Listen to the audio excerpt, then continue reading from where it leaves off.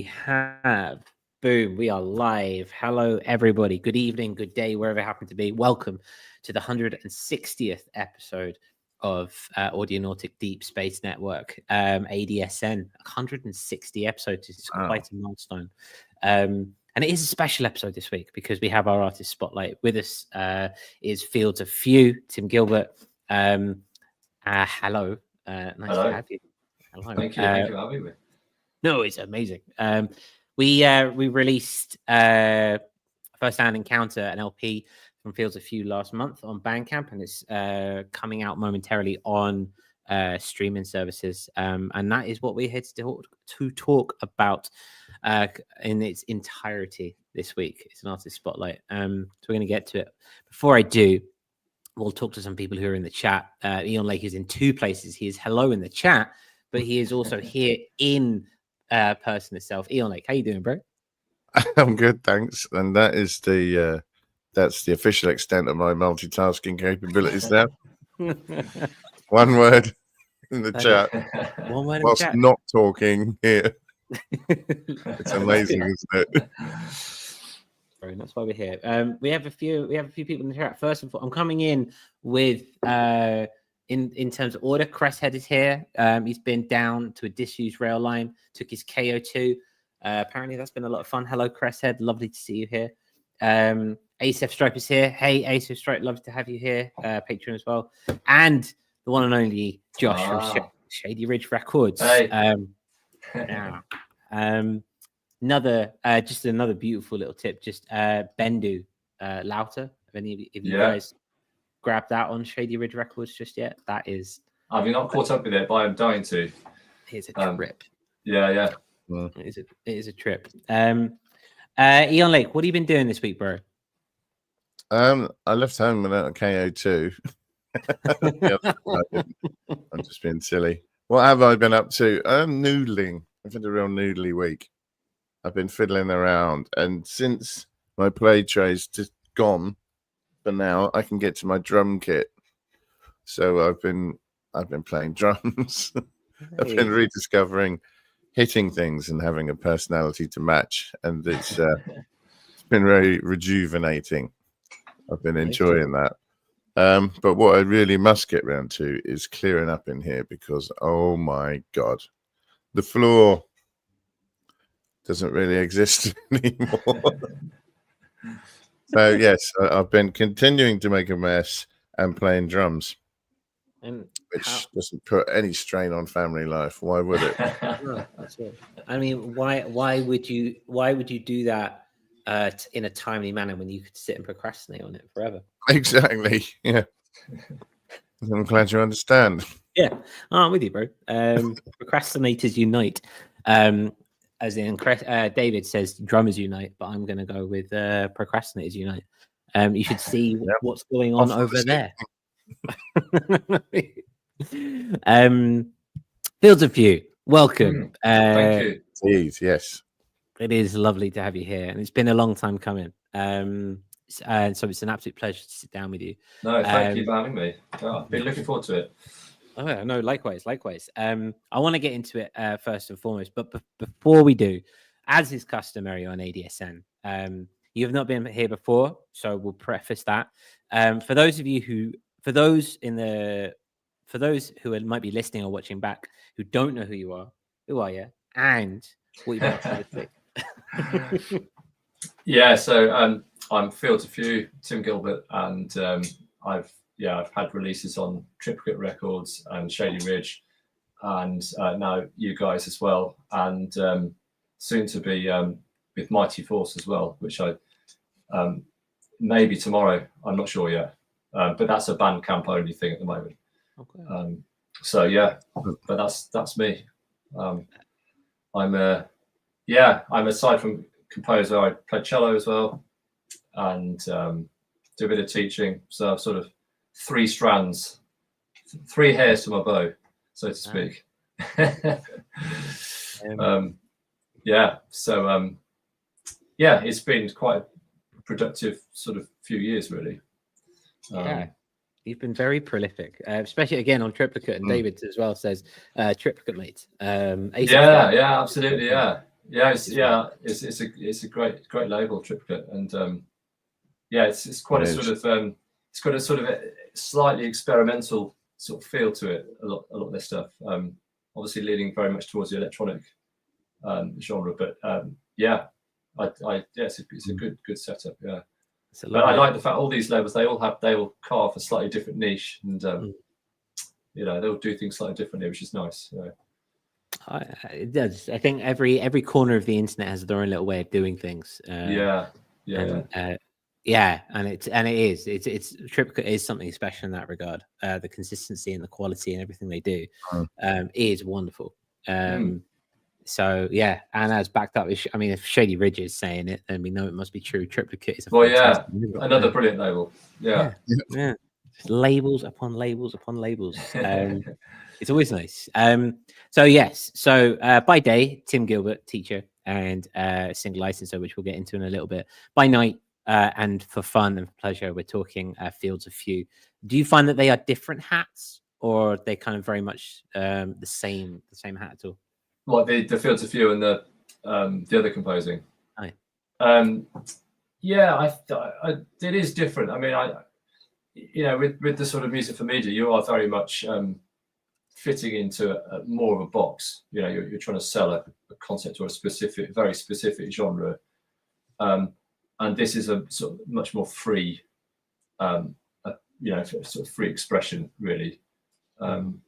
So yeah, the Fields of Few stuff is great because it's, you know, for me personally, because it's just like lots of sort of label stuff. It's just it gets the creative juices going, and you know, I don't always know exactly what genre I'm writing in. I just know what sort of stuff I like listening to. So I think when it comes to things like Spotify playlists, I know we spoke a bit about this before, Josh, but it's sometimes difficult to know where your stuff fits. But I'd almost rather that than be too cliched. Yeah. You know, I think that it's you know, if you're really easily fitting into, say, lo-fi lounge beats, I mean, that's fine. But if it's like a free expression project, I don't know, are you a bit limited by those sort of, you know, the box idea of that genre? Yeah. So it's I love just starting a project and just, you know, throw myself into it and just it's a good outlet for me. I need to be doing it quite a lot. I get that. It's a part of your soul in that sense. Yeah, definitely. Yeah. I mean, it's probably the same for most people that write music, but you know, if a few days or even a few weeks go by and I've not written anything, I sort of really, really want to be doing it again. So I can feel that. I think we can all relate to that. And in the name of diving into a project, I just want to bring this up. Today we are discussing in particular First Land Encounter, which we released on the 19th of March, and we're now at the beginning of April here. I can't zoom in on a Mac.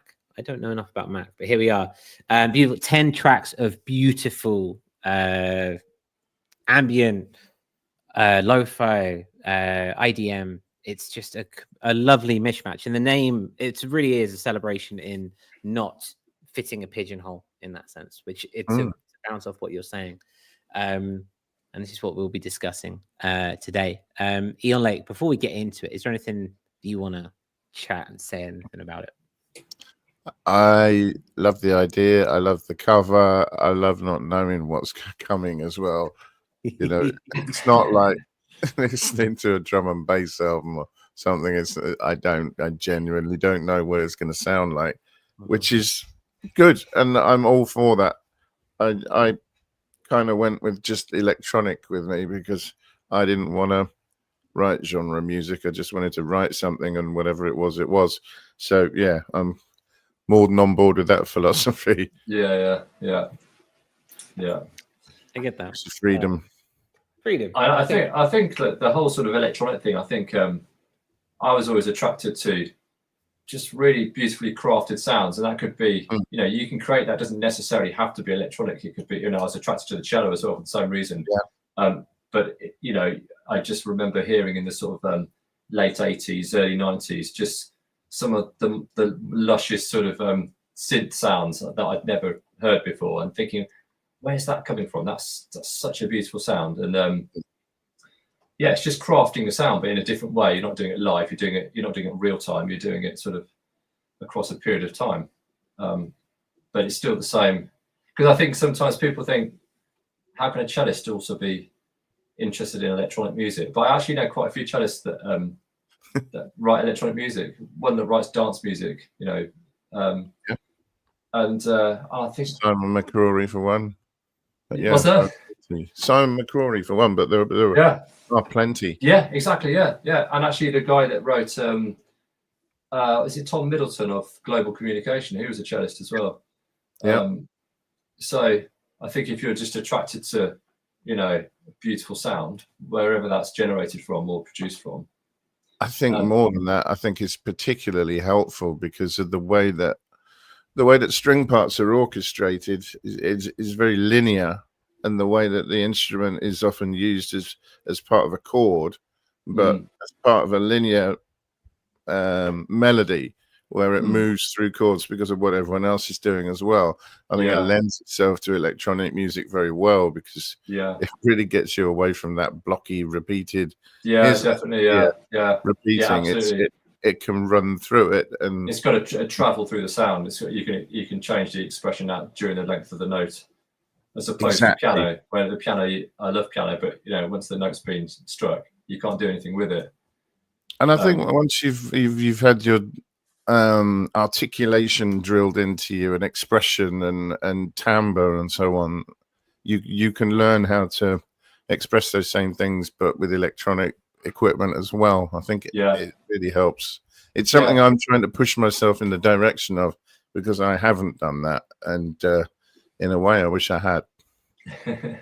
Yeah, I mean, I just think you know, a DAW is basically it's an instrument, but as you say, you're not necessarily playing it in real time, but all those little adjustments you'd make as a string player, for example, or you know, whatever you're playing, guitarist, or you know, those tiny little adjustments and the sort of nuances you're putting, you're putting it into electronic music if you're doing it well. It's just a different sort of way of approaching it, to my mind, anyway. yeah, I agree. It's definitely a unique way of writing, in the sense that you can craft, and it's almost like you're sculpting something. If you've got a slab of marble, you can kind of chuck something out, which makes it very unique in that sense. Yeah, absolutely, completely. And I want to dive in. I know that there are some questions we have about your use of FL, and I know that Ian Lake is chomping at the bit to ask us a lot of those questions. I'm happy as long as we're climbing inside somebody's head, and philosophy and all of that stuff.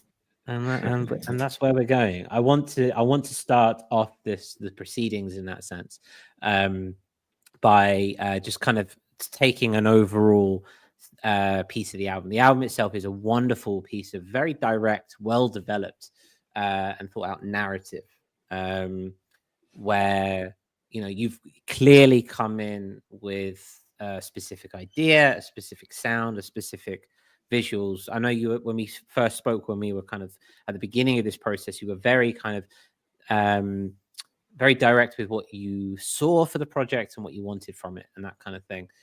Where did this and how did this all come about, and what is the inspiration behind this story of First Land Encounter? Yeah, I mean, I know I mentioned this earlier before we were sort of live on air, but I've always found the sort of the picture and music combination just very powerful, and whether that picture is something you internalized or whether it's actually a film or a documentary, whatever it might be. But so, and I think I'm very much sort of you know, music definitely evokes sort of images for me, and you know that I also like marrying together the sort of nature and music thing. So that's so I wanted to bring all that together with this, really. And as I said, it is, you know, a lot of my stuff is sort of semi-programmatic, and I do really enjoy sort of you know, trying to convey a very specific sort of journey or an emotion or yeah. So yeah, it is sort of it is fairly programmatic, really. I think most of the stuff I've written for Fields of View is probably the same in that respect. Yeah, but again, it's I think I've probably had ideas for albums for a long time, so I'm just working through the ideas I've had over the years. You know, I don't even think this was a particularly new idea. It's just that sort of combination of taking someone through a journey in nature and trying to produce beautiful sort of harmonies and craft really carefully crafted sounds. That's, you know, that was the idea behind it. So in that sense, it's almost like it's a window into your experiences of your kind of peaceful moments within nature itself. Yeah, I suppose. Yeah, absolutely. Yeah, and just finding peace in those situations as well. And I think music is such an immersive medium that it can really transport you into. It can really enhance a sort of image or a memory or whatever it might be. It's a very powerful medium, really.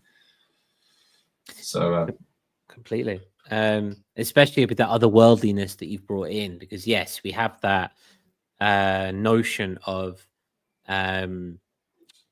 being one with nature, a journey which is very familiar in terms of the flora and fauna of. I should say I'm a bit of a daydreamer. Really, I used to get told off at school for it all the time. You know, I am a daydreamer, so maybe these ideas sort of float into my head, and yeah.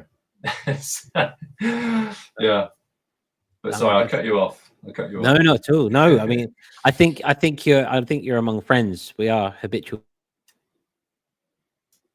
We're creatives in that world, and we have to create something like this, which is obviously is very familiar when it comes to the notions of being one with nature, exploring new biomes and things like that.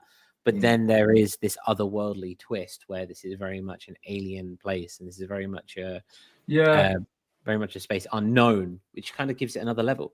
Yeah, I think so. I think we're sort of, humans can very much exist in little sort of boxes of thought, and actually, I don't think without wanting to sort of turn this into a pseudo documentary about aliens. I don't think the laws of physics and science only apply to planet Earth. I can't imagine that's the case in a million years. So I think, I think sort of broadening out the concept to sort of a natural environment, pretty much, it could be anywhere, not just on Earth.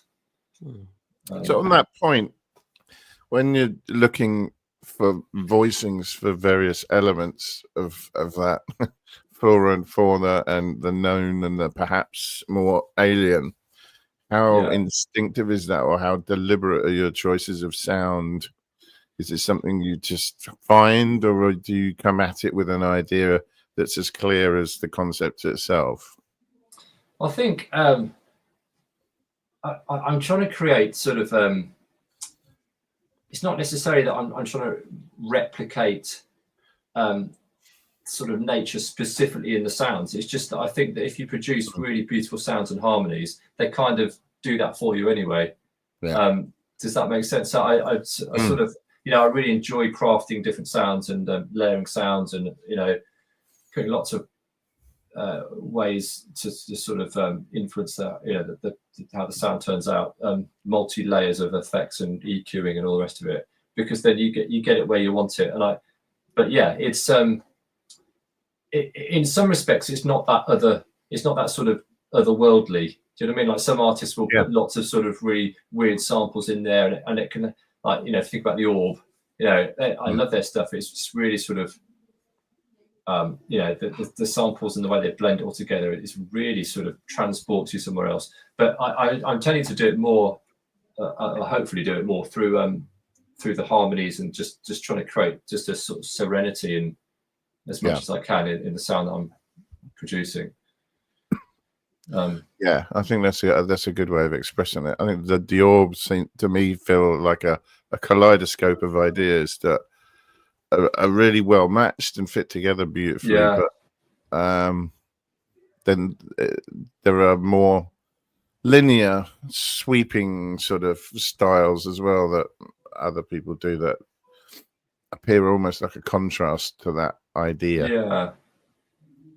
I think I don't use sort of tons of samples and things like that, and sort of maybe I might move towards that a bit more, but yeah, I mean, I suppose all of these artists that you listen to over the years, they all have an influence on you to some level, even if it's just to nudge you towards writing music that sort of really evokes a feeling. Do you know what I mean? You go about it in a different way, but it's sort of, I really like that way that makes me feel, or I really like that sort of the concept behind the album.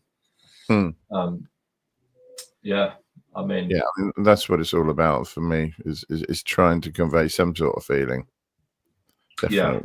Yeah, definitely. And I think with the advent of AI, dare I go there with it? Yeah. I just rather it didn't exist, but musically speaking, anyway. But I think to have the human element is more important than ever. Yeah. I mean, it's an expression of the human condition in some way, isn't it? That's what I want it to be, and I think most people feel that way. Take the human out of that, and if you've got something that's interesting, maybe.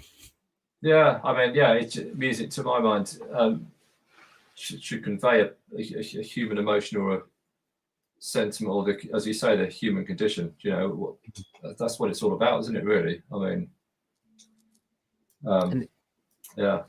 it's an external expression of your inner soul. That's exactly right. And it's incredibly, and it's it's an incredibly brave thing to do in that sense. There is no right, there is no wrong. There just is. There is just these expressions. Everything we do, be it something that follows a certain trend, or be it something that sits outside the boundaries of what we've seen before. It's all correct and it's all fine and it's all right. Which kind of leads me, while this is all very ethereal, I kind of want to bring it back to... I was going to jump in with the second question there. So when it comes to these themes of the human condition and interwoven elements of nature and so on, your panel beating software of choice is Fruity Loops, is it not? So we were going to ask you about that.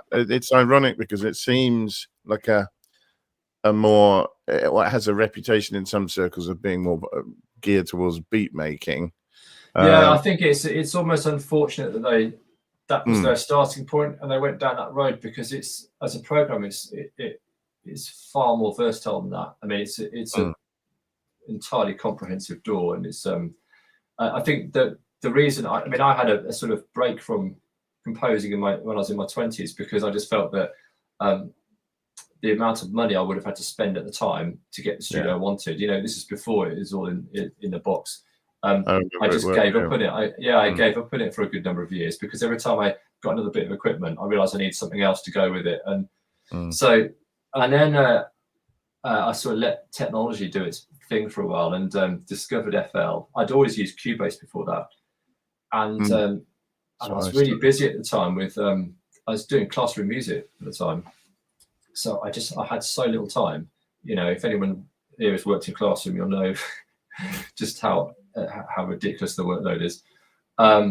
So I needed something that I could learn quite quickly, and FL was so intuitive. I mean, it's you can work, although it's a complex program and you need to understand it.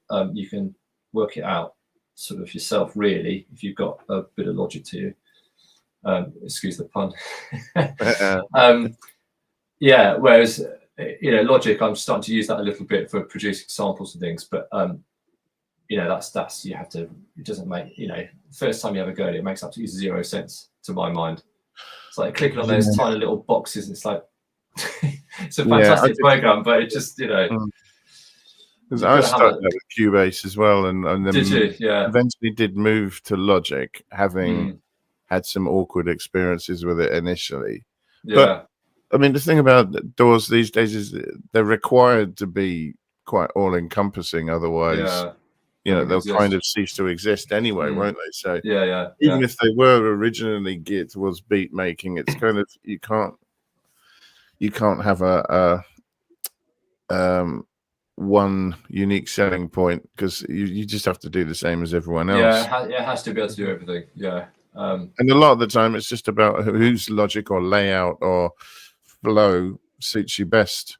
So was that one that you settled on deliberately, having tried others? Do you know, it wasn't it wasn't that I sort of even deliberately thought this is the program for me. It's just that I never stopped using it. I just had I downloaded initially a demo and I started playing around with it, and then got hold of a copy. And I just, when you get to a certain stage where you know a program so well that you're sort of loath to spend 6 months learning another one. Because that said, I am. I mean, it's not a barrier anymore between you and music. It's that's actually right. a tool for it.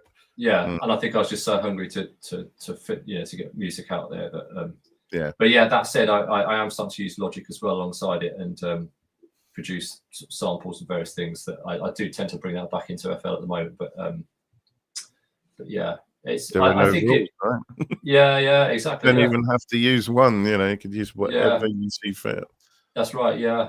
But I do think it's a fantastic program, and it's I think people that are really into FL all say the same. It's that your sort of workflow, you can work really quickly, but you can work in detail quickly.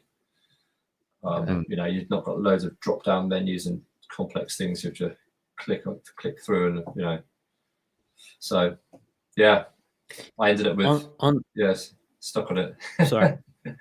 I just wanted to say, I mean, because I want to dive into this a little bit more. So, because for example, Frequency Control Center says your DAW has to work as an extension of you and not get in the way. As you say, it's not becoming a barrier between you and the music. Everyone is different, apart from apparently us Ableton folks. Just slightly throwing shade in there. That's absolutely fine. It's all good. It's okay to be wrong.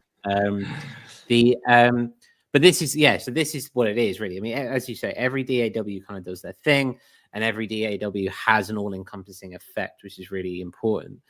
What specifically is it for you within FL Studio which speaks to you? Is it a particular plugin? Is it the sequencer? Is it the way that the arrangement is laid out? What is it specifically that works? Probably the latter 2 points.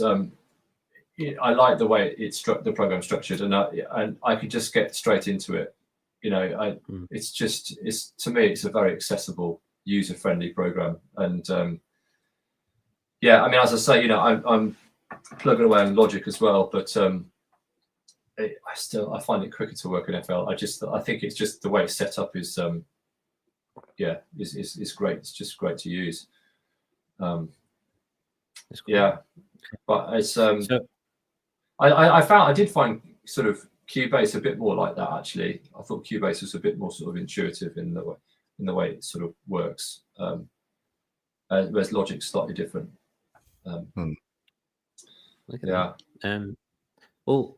Bringing it back to the album itself in its own right, because this is a celebration of the album, and while your workflow is very important, I want to shed some light and shine the spotlight, you could say, on the album itself.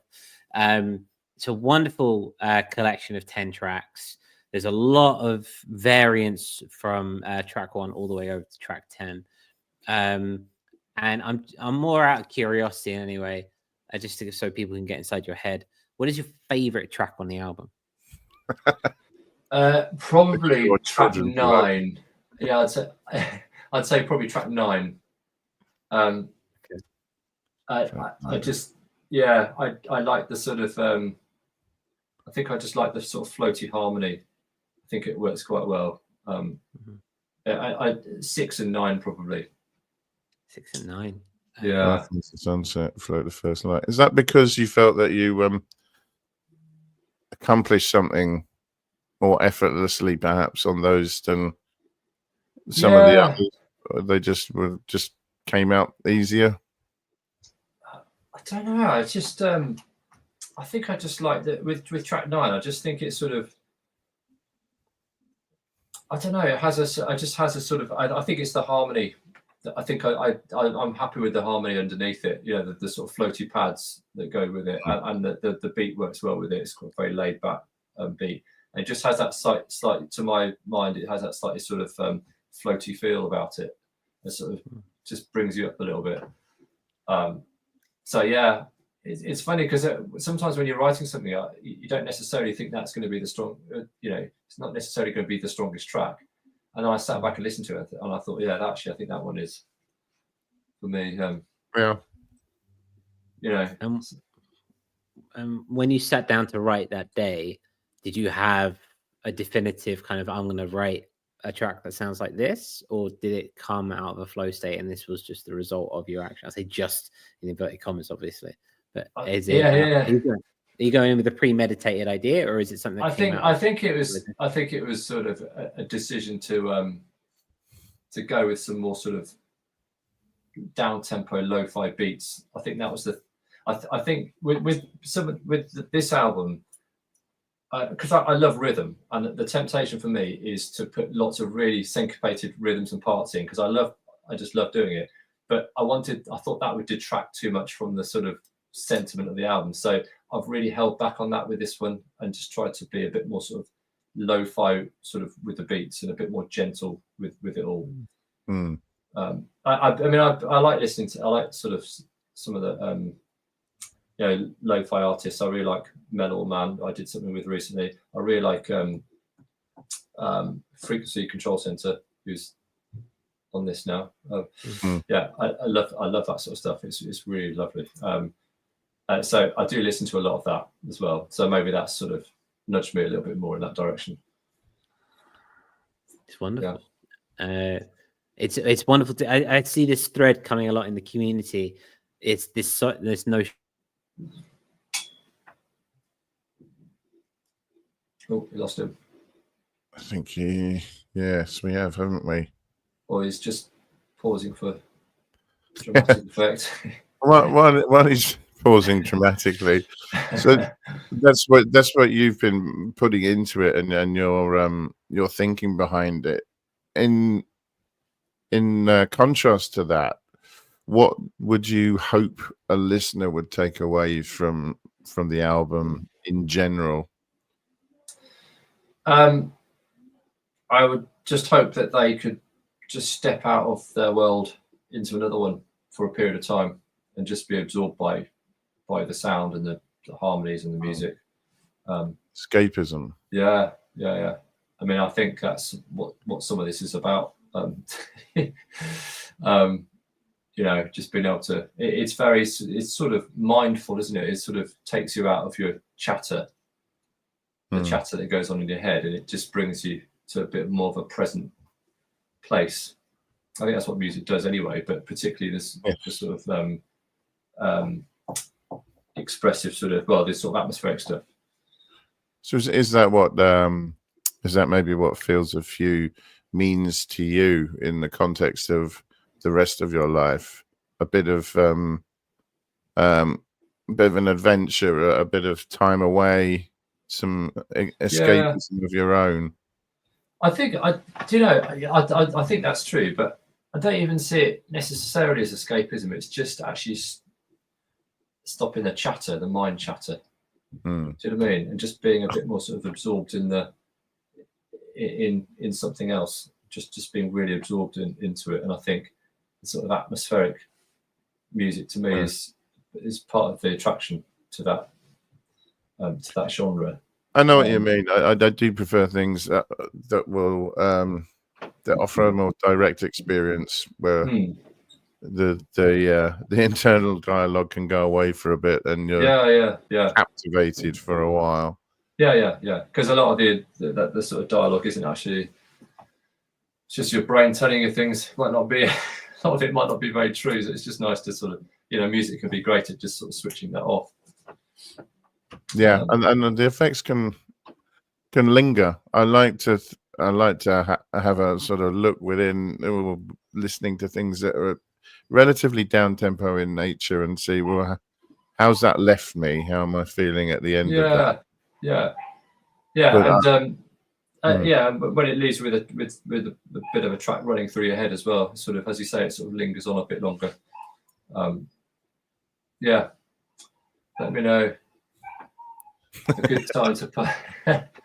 Yeah, just reading the commentary from Josh. Yeah. Oh yes, he has a favourite, doesn't he? Yeah, I can't highlight it, unfortunately. Only Josh has the ability. Find a stillness. Yeah. Okay. I mean, yeah. I mean, I think like me, you become a fan of music you can get lost in, and you end up wanting to make music that you can get lost in. Yeah. And have it for a while. Yeah. It is definitely my favourite kind of music. Oh, that's good. Frequency Control sends a new album in June. That's brilliant. Yeah, I look forward to that. Yes, yeah. It's nearly with us, that one. Yeah. I like how there aren't really any hard edges in his stuff. It's very it's really beautiful, and yeah, it feels very comfortable. Yeah. Where a Frequency Control Center song.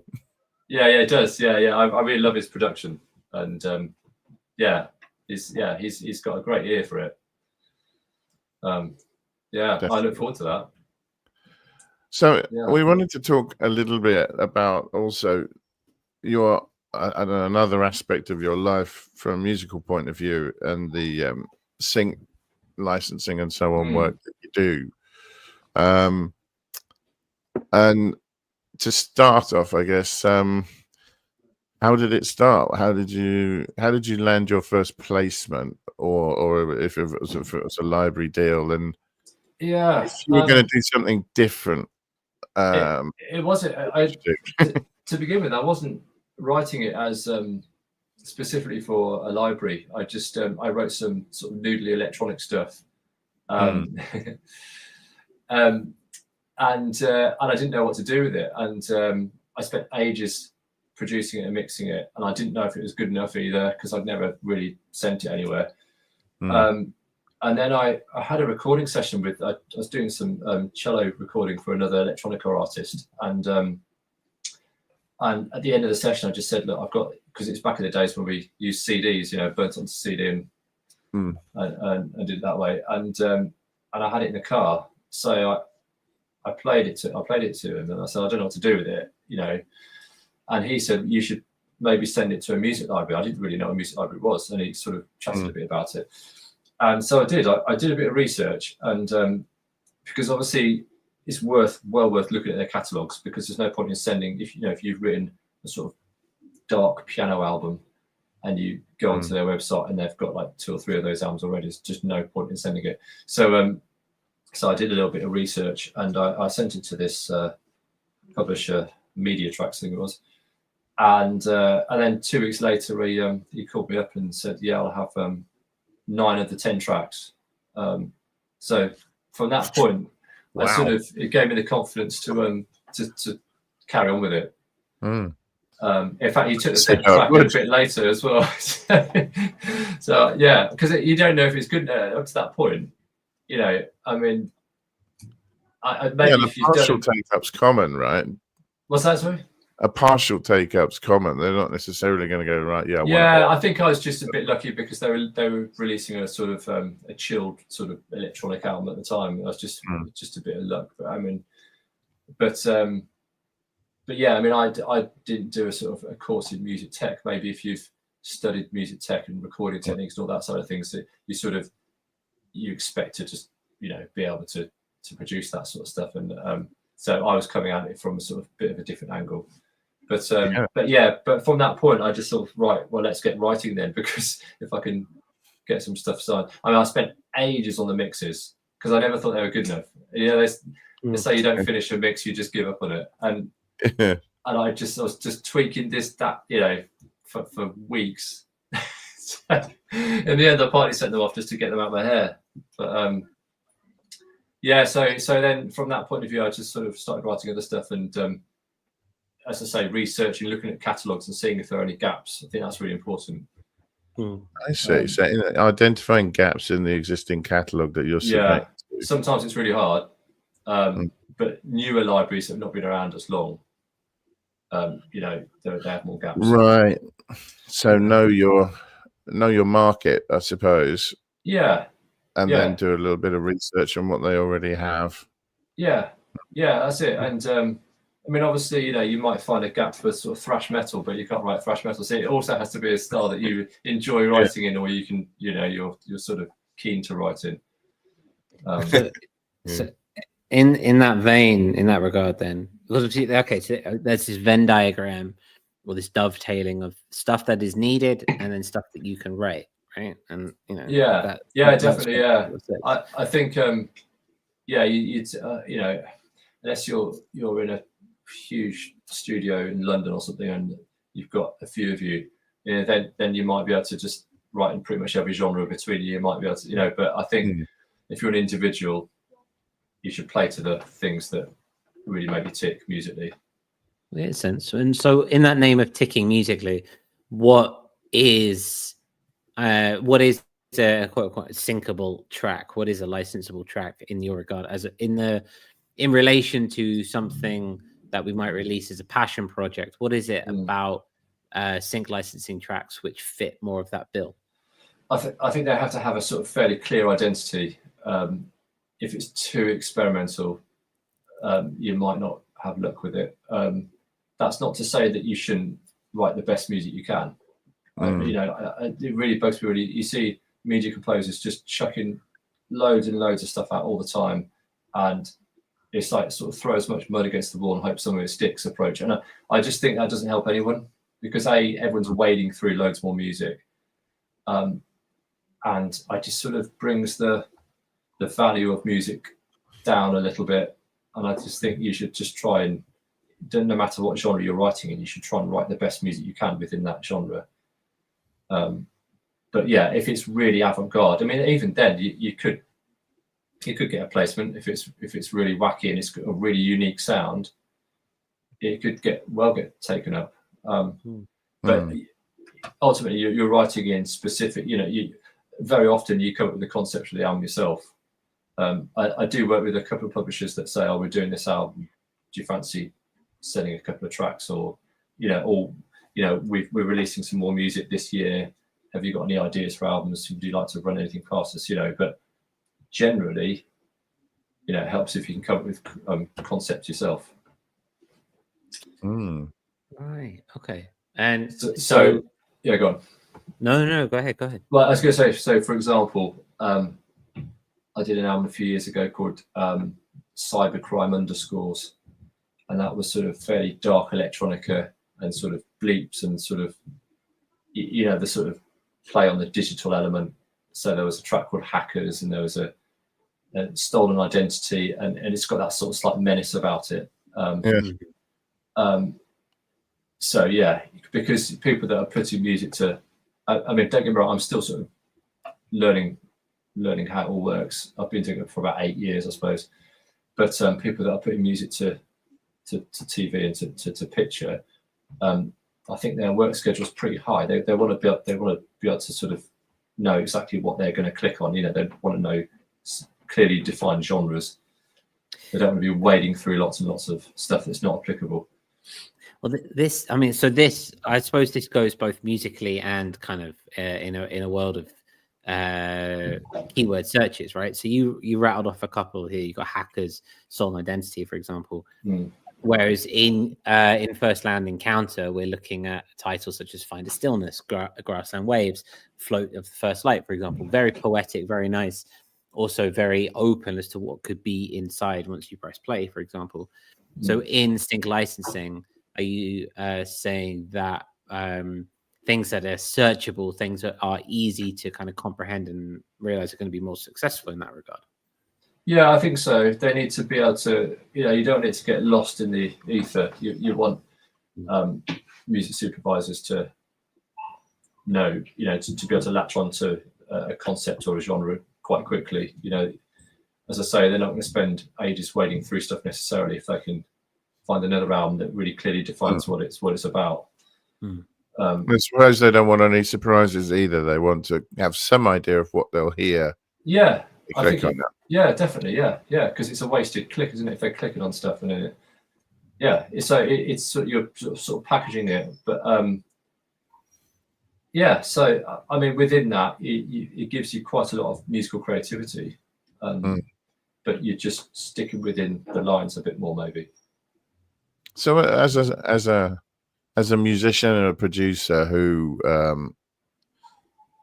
is involved in music production in a number of different ways and has a different hat, so to speak, to wear, you know, as Fields of View or as yourself creating music like this, how much crossover is there in the creation of these, or are you able to, because they're kind of formed as ideas before you start, that each thing ends up being what it's intended to be? You don't start off a Fields of View track and end up thinking, actually that works quite well. Sometimes I do, actually, yeah, because I think there's some stuff I've written recently, and I think it would actually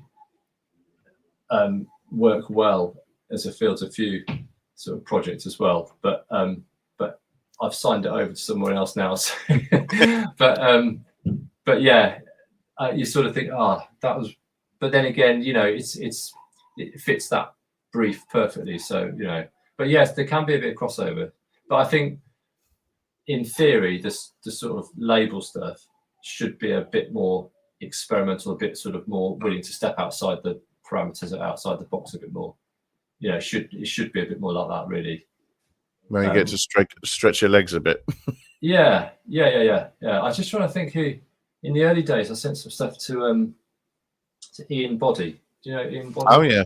We had that's right. Yeah, and we had a bit of a sort of email conversation, and he was saying the same thing. He said he's written a lot of library music, but the label stuff should be a bit more of a free expression. And that is, yeah, I agree with him on that. So yeah, it's a hell of a label as well. It is, yeah, it certainly is, yeah, it's fantastic, yeah. So has there been any particular library or source or place for your work that has been particularly valuable to you? Do you have is it a case of building relationships with people and sticking with those relationships over time? Take us into a little bit more. I mean, I think it's worth spreading your work out a little bit. I think if you put it all with like 2 publishers, yeah, I mean, maybe if they're sort of, I think it's good to spread it out a bit, because you're just going to increase the likelihood of it getting picked up and used. But yeah, I mean, I think they all work slightly differently, and they sometimes have slightly different markets. So some libraries are better at getting stuff used in the UK, like the BBC and various places. Others are much more sort of, they do really well overseas. If it does go through an overseas sort of sub agent, then you probably get a little bit more. Sorry, you get a little bit less royalty per play, but then you could get lots and lots of plays there. So it just, you know, can sort of all comes out in the wash. Yeah. Yeah, I get that. But yeah, I mean, you know, it's a whole sort of ecosystem. So you sort of, yeah, it's worth just doing your research. I mean, you know, if you're starting out, you probably want to just get in with a sort of medium-sized library and just learn the ropes a bit. And you know, I don't think unless you've got some experience, you're probably not going to land extreme music, you know, the top, because they've got the world's biggest you know, producers on their books already. So you know, you need to learn the craft, really. Earn your keep in that sense. Yeah. And providing value, right? Yeah, definitely. And most publishers are really good. Like they'll give you the odd little bit of feedback here and there, you know, and say, next time you do it this way. And those bits of information are just so valuable, you know, because they're giving that for free. And so you listen to that sort of advice, you know. Absolutely, yeah. I wanted to just we have a question from FCC in the chat who says, I'm just going to bring it up here. He says the $1,000 question, no pun intended. So how much do they pay? So it varies a huge amount, and that's not me being deliberately sort of vague. You know, you can get, if it's catch-up TV, you might just literally get a few pence for it. You know, you might get sort of 10 pence or something if it's if it's a get a few plays on sort of something overseas, and it sort of filters through, and then, or you could get thousands for if you get a track used on a primetime channel, and it gets a good lot of use. I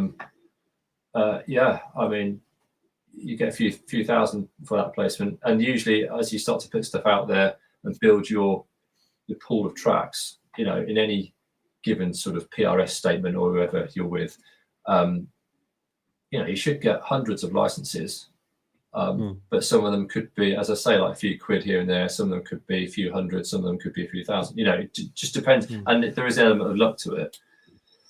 But so it's really, it can be very, very varied. It's it's not a sort of a get rich quick scheme by any sense.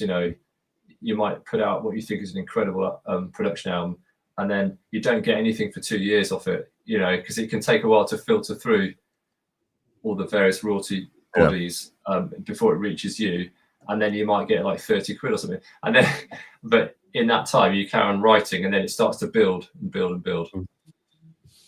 That makes sense. Yeah, but it is competitive. There's no doubt about that. I mean, it's not a golden goose. Lots of people are doing it. There is a big demand for music and media, but there's a lot of people doing it. So, yeah.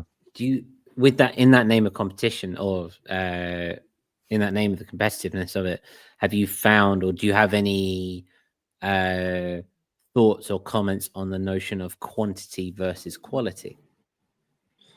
I mean, as I said earlier, I don't like this idea of just churning stuff out. I just think it's not doing anyone any favors. I just think you should try and produce quality stuff. There's a huge amount of content out there already. So do you want to add to the white noise just by churning stuff out? So I mean, there are royalty-free libraries that has that sort of vibe to it, because I think you're not necessarily your track is not necessarily going to earn you for a long period of time, whereas library music has a sort of good number of years you can earn from it. Royalty-free music the turnover might be quicker, but I see people just churning out stuff for those royalty-free libraries, and that's not to say that I'm sure some of it's great, but there's a lot that's being put out there that probably is a pretty generic. I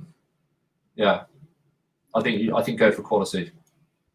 I hear that, and I appreciate you being so candid and direct about that, because it's very much what you're saying is completely fair and balanced, in the sense that there's so much out there, even before the advent of AI music. So the idea of making a name for yourself and creating a sense of security through honesty and quality is a very good way of kind of moving that down. So would you say that being selective about what you submit is important? Because one of the ways I try and arrive at quality is through quantity, but what that also means is most of what I write never gets released because it's the quality thing. Yeah. So I mean, I would tackle that by writing 3 times the amount of stuff I need and then choosing the best stuff out. Yeah, but then you still got the quality sort of assured. You're still filtering. You're still only putting the stuff out there that you think is good enough quality, and I think that's. I mean, is there a reputational aspect to that you need to build a reputation for? Yeah, I think not having weak songs and. I remember with one publisher, I'd done a few stuff for them, a few things for them, and then I sent an album that probably wasn't as strong as it should have been, and he said, "I thought you were onto something on the first track, but the rest of it," and then he just basically said it's too dated, too this, too that, and I thought to myself, so the next thing I send him needs to be really good, because you don't want to sort of do too much of that, because they're taking their time to listen to it, and you have to listen to music in real time. You can't sort of. It's not like a book where you can flick through it. You have to say they're investing their time in it. So you don't want them to not listen to your stuff. So you don't want to send them too many duds. It's a good way of putting it. You don't want to send them too many duds. As we come towards the end of the show, I just want to kind of circle it back to First Land Encounter. And you may correct me if you may have answered this question while I dropped off, because my internet did die again. But obviously there is this notion of the creation of the piece of work by the artist, and then that essentially could, in theory, become something else by the listener. Is there anything in particular that you hope that the listener takes away from First Land Encounter? I think it's just having the time to connect with fundamentals, connect with, we've talked a bit earlier about, brain chatter and all the sort of the busyness of life. And it can be a huge distraction from the just really being in the moment in life and actually just being present. I think most of us are not actually very present in life, so busy that you can easily spend a lot of your time in your thoughts and or not really present in the here and now. And I think hopefully it will just center, I think the best music just brings you to this sort of place where nothing else is everything else is on the periphery. I get that. I'm not saying that my music will do that, but that's what I want it to do. That's what I hope it does.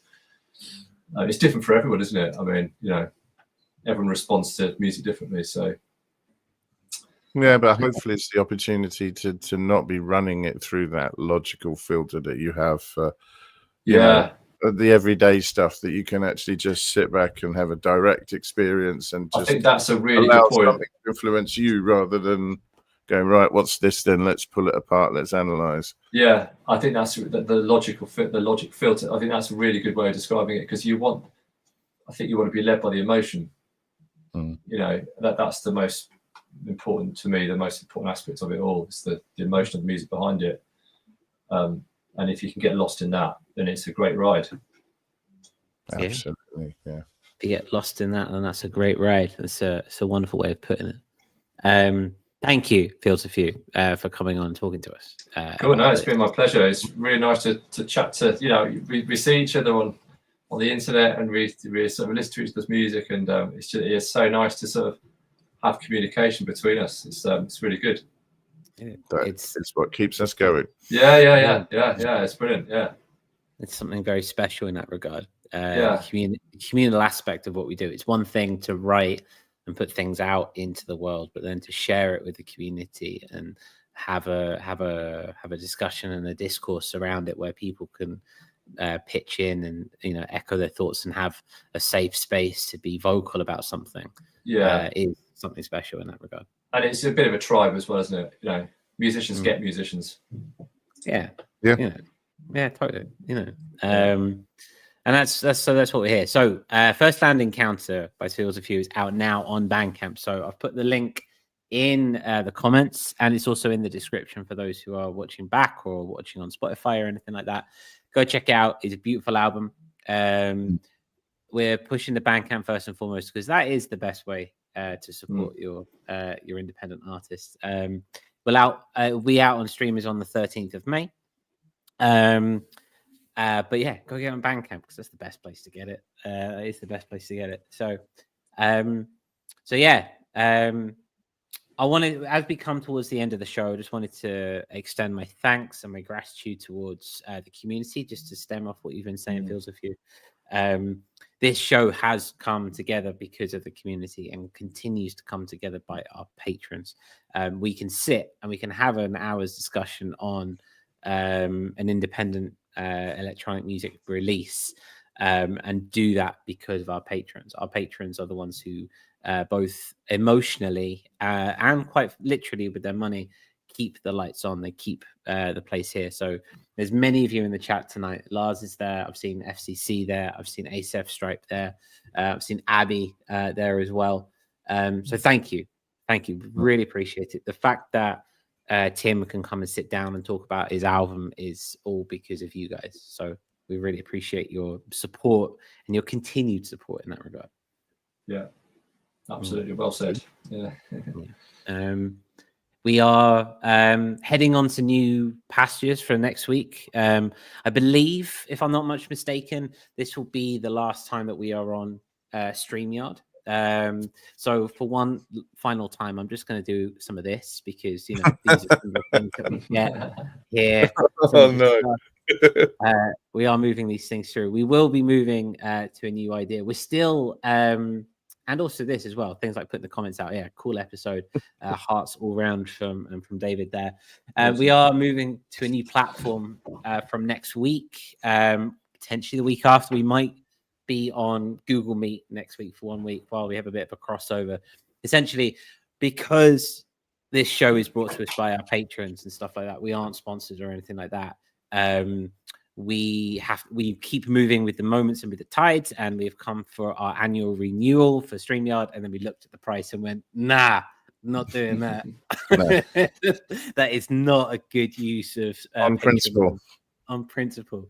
If for nothing else. Exactly. Exactly. So we will be moving to Restream. I think that was what kind of we decided over the weekend. I'm just going to bring this up here. So we're going to be moving to this new platform. So over the next few weeks, please bear with us as we get to grips with what we're doing here. We will be moving to Restream. If you want to contribute, if you want to become a patron and help us support as we re-up and then move forward with the label, because we have got many more artists and releases coming out on the label this year. We're not over yet. We're still only about a third of the way through. Some people who are in the chat who may or may not be releasing with us later in the year. If you want to help support that, head across to patreon.com/audionautic. Pledges start at £2, which I don't think you can. I don't think you can get less than £2 around. For £2, you can come straight in to the Discord with the Patreon, the inner circle, so to speak, where once a month we have our Starstream hangouts. We had one Thursday just gone, Sunday just gone, even Sunday. Yeah, I don't know why I said Thursday. I don't know why I'm correcting you because I forgot to join. And that's okay. That's fine. No, it's not okay. I wanted to join. I know. Would you like me to text you? Would you like me to text you next time? I don't want to push you. Please. All right. Okay. I'll text you next time. That's fine. But yeah, once a month we hang out and we do all this stuff, but without the pressures of recording. Just sit, we hang out.